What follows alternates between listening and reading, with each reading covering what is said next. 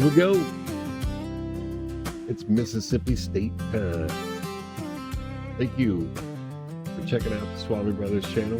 I'm JK the Human, and we are going through the SEC and giving our preseason predictions with no data whatsoever. By the way, Swami is a machine. It's an algorithm that I created. I've been working on it for 7 years now. It's pretty good, and works really well when it has some information that's loaded into it, so it can do comparables. But right now, we've got a season that's about to start, and I can't wait for it. I love college football. College football, by the way, was the reason why I started doing this. My dad and I used to, well, actually, we still do it every year. I was just talking to him about it a couple of weeks ago, and he's already asking me, who do you think's going to win? Now, we like to make these guesses about how somebody's season's going to go without having to use tools like the Swami algorithm. But Dad had the winning record, and I was sick of losing. I hate to lose. And I think that's why I love watching college football. There's no tie in it. You're going to have a winner and you're going to have a loser. And if you're a competitive person, you can, especially college football, you can feel the emotion coming through every game, whether you're there or not. The very first, may have not been the very first sporting event, but it was probably the second, if it wasn't the first, was I went to a game in Knoxville, Tennessee, and it blew my mind as a child. I'd never seen anything. First of all, so many people in one place. It's just left a really big impression on me. So I love college football.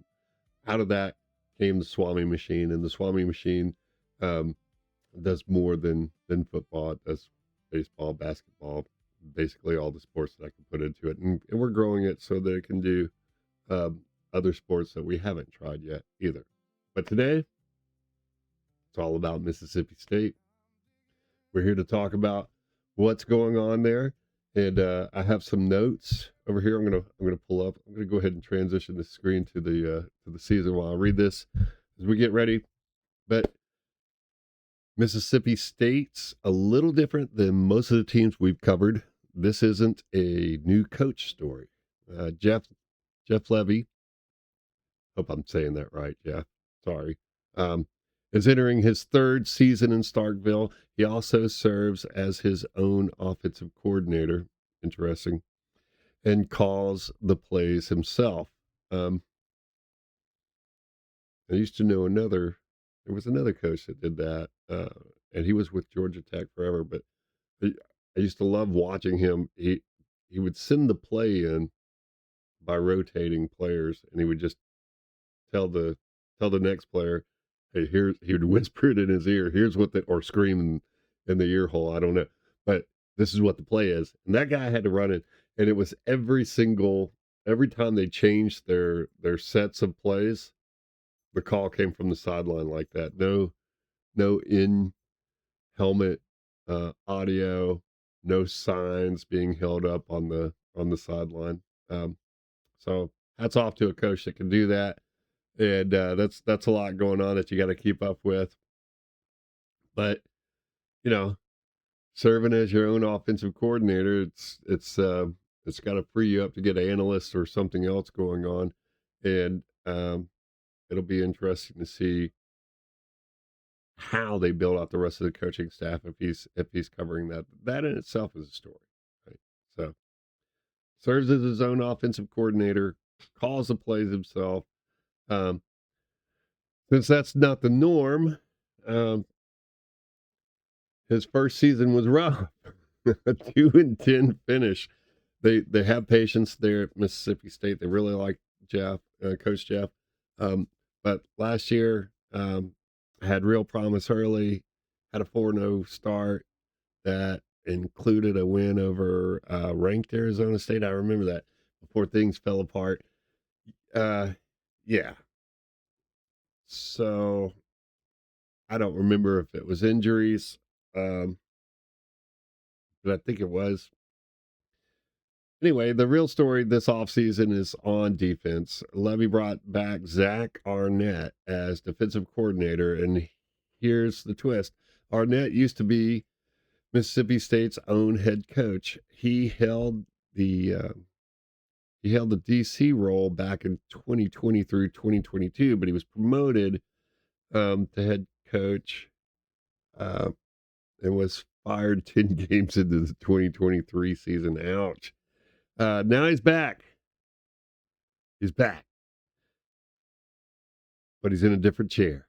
Brought in specifically to fix a defense that ranked next to last in the SEC in scoring and yardage last year and dead last against the run. They were worse than even Tennessee wasn't very good on defense last year either. So we're probably down there. We'll find out as we go along. Anyway, so this isn't no new data in the usual sense. It's more like, let's see if old data works better. Same coach, third year, they're going back to what worked in 2020 to fix what's broken now. We'll have to find out. And we will begin to unravel this mystery starting Saturday, September the 5th versus UL Monroe. So, University of Louisiana Monroe, season opener. Should be a clean win to start the year. You think, Swami thinks so. So we marked it. This is an actual confidence win there. Then you got to go all the way to Minnesota. So you get September 5th at the house, and now you're on the road. You got to take it on the road to Minnesota. It's a non-conference test. It's on CBS. This is going to be televised. So they're probably, they might stumble a little bit on that September 5th game as they're probably getting ready for this because you don't want to make a mistake on primetime television. But to the Swami machine, it's a pick 'em. So we don't really know what's going on there. It's not a win. It's not a loss. There's just not enough evidence to say one way or the other. So it's what we call a pick 'em. So moving past that to September the 19th, you're still on the road. You're just staying on the road. You're just taking a bus from Minnesota down to South Carolina, basically. And it's your first SEC game. It's a road test. Mathematically, it's also a pick 'em. So not really sure if, how this is going to shake out for them there, but we'll have to see. That makes it exciting. It's almost better that way. And then you're going to go see, finally, no, you're going to be bringing the bus back to the house, and Missouri's going to be there. And yeah, Missouri's going to be there waiting on you when you get back to the house with the bus. And turns out they got to the fridge before you, and all the cold drinks are gone. So we've got that one as a predicted loss. Still at home, but Alabama's coming. We've got that one as a predicted loss. October 3rd, yeah. So from September the 26th through the 3rd of October, it's not a fun time yet. Then you're going to Baton Rouge, road trip to Baton Rouge against Kiffin's new look LSU, which we have no idea what that is because the entire team, well, 2/3 of the team got on a bus and went someplace else, and some new guys showed up. Can't wait to see what that looks like. It's, still a toss up mostly because of everything that I just said. And that's all that we have to go on at the moment. Then then you're back home and Oklahoma is coming in. Um, they're ranked. That's a really good team. They definitely know how to play defense. And if you don't have some way to score, you're going to be in trouble. And I don't know. I mean, maybe Jeff does, but if he doesn't have a defense to go with what he's doing, I guarantee you Oklahoma's going to have both. So um, that's a loss. Let's see. Then back on the road, October 31st, and was that Halloween? And it's an away game going to Texas. Number 5, Texas. Road trip. Surprisingly, the model doesn't really favor Texas here, and I couldn't figure it out. Could not figure that out. But Texas is at home, and even though the model like trying to predict something weird happening there, we've got it as a pick 'em. It's not a win or a loss, but this is we're gonna have to circle the calendar on this one because well, it should be easy.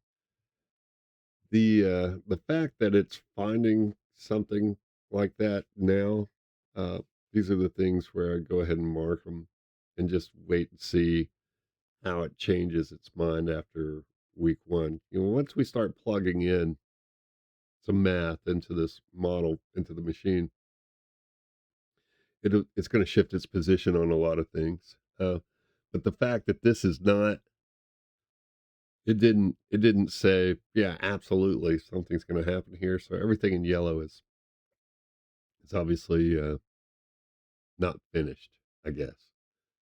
Uh, that should be interesting. Yeah, I wonder if Texas is really going to be what everybody thinks they're going to be. I don't know, but we'll talk about them later. So, October 31st at Texas. Machine is not clear on that. That could be an opportunity to shine.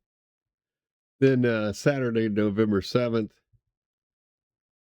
you got Vanderbilt coming to town. Clark Lee's rolling in with the Commodores, and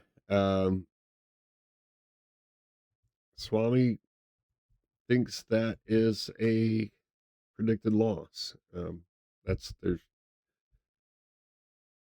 there's enough numbers from last year for it to just go ahead and say that now. Now, I mean, you guys know that there have been coaching changes and all the things that I read at the beginning of this. We also know that Vanderbilt's had some turnover this year as well, and I can't wait to talk about them a little bit later too. But um, so to us, there's even more confusion there surrounding uh, the two teams being compared. But Swami didn't care about any of that. Swami has no feelings whatsoever. If it says it's a loss, it's pretty good at that. But it's only good at that when yeah, in all fairness, this is the first preseason prediction thing that I've ever done with it. Kind of. I used to I used to run it through the season and see if I could figure out who the winner was going to be before anything started. But um, yeah, it's not a good sign when the preseason prediction machine says that Vanderbilt's coming to your place and they're going to beat you. So moving on from November 7th, we go to November the 14th, where Auburn comes in, and yeah, uh, unfortunately, Swami says Auburn comes in and hands you another loss. You're thinking, come on, got to be a break here, and there is. on November 21st, when Tennessee Tech comes into town. It's an FCS opponent. And yeah, that's an actual predicted win. So we got two there. I think what we just did the LSU preseason thing, and it only had two guaranteed wins on it too. Everything else is just kind of a guess at this moment. But November 27th comes along. It's a Friday. You got to leave to go to your in-state rival, Ole Miss, and it's the Egg Bowl. It's a finale for the season. It's a road trip. Rivalry week, it could throw any model out the window, but on paper, this closes out a tough middle stretch of the schedule, and it's a predicted loss. So till we have something different to go by, to expect, this is the expectation. And so 2 confidence wins, 4 pick'ems, 6 predicted losses. You got a floor of 2-10, okay, and a ceiling of 6-6. Thank you so much for watching. Crazy world out there. Be kind to one another. It's easy to do. Oh, by the way, yeah, I'm a human. I'm not a bot. And most importantly, please like and subscribe. We've got more of these coming. This puts us halfway through. Is it? Yeah, we're halfway through the SEC at this moment. We have 8 more teams to go, and I really do enjoy and appreciate the time. Please comment. Let me know what you're thinking. Most of all, I really mean it when I say it. Thank you so much for watching.